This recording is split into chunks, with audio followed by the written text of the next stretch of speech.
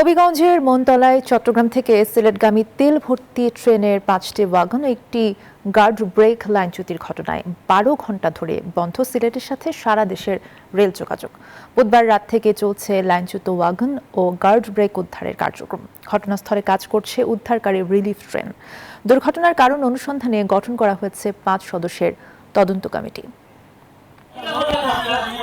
বুধবার রাত 9:30টার দিকে হবিগঞ্জের মাধবপুর উপজেলার মনতলায় সিলেটগামী তেলবাহী ট্রেনের 5টি অয়েল ট্যাঙ্কার ওয়াগন লাইনচ্যুত হয়। মনতলা রেল স্টেশনের কাছেই এই দুর্ঘটনা ঘটে।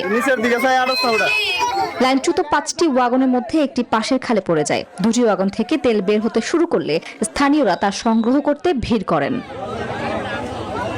রাত 2টার পর আখাউড়া থেকে একটি রিলিফ ট্রেন ঘটনাস্থলে পৌঁছে উদ্ধার কাজ শুরু করে। রেলওয়ের পাশাপাশি বিজিবি, সেনাবাহিনী ও পুলিশ সদস্যরা উদ্ধার কাজে সহায়তা করছেন। স্থানীয়দের দাবি, পুরনো ও জরাজীর্ণ স্লিপার Bashundhara public school and college 2026 শিক্ষাবর্ষে ভর্তি চলছে। লাইনের নিচে পর্যাপ্ত মাটি ও পাথরের অভাব এবং সিঙ্গেল লাইনের কারণেই এ দুর্ঘটনা।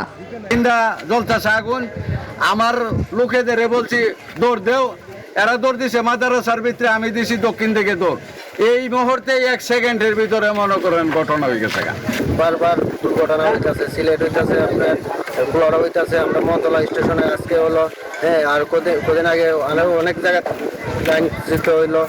ঘটনা তদন্তে 5 সদস্যের কমিটি গঠন করেছে রেলওয়ে কর্তৃপক্ষ। আমাদের বিভাগীয় পরিবহন কর্মকর্তাকে প্রধান করে আমাদের 5 সদস্য বিশিষ্ট একটা তদন্ত কমিটি গঠন করা হয়েছে এবং তাদেরকে 3 কার্য দিবসের মধ্যেই তদন্ত প্রতিবেদন জমা দেওয়ার জন্য বলা হয়েছে। দ্রুত রেল যোগাযোগ স্বাভাবিক করতে কাজ চলছে বলে জানিয়েছে কর্তৃপক্ষ। Desk report, news 24।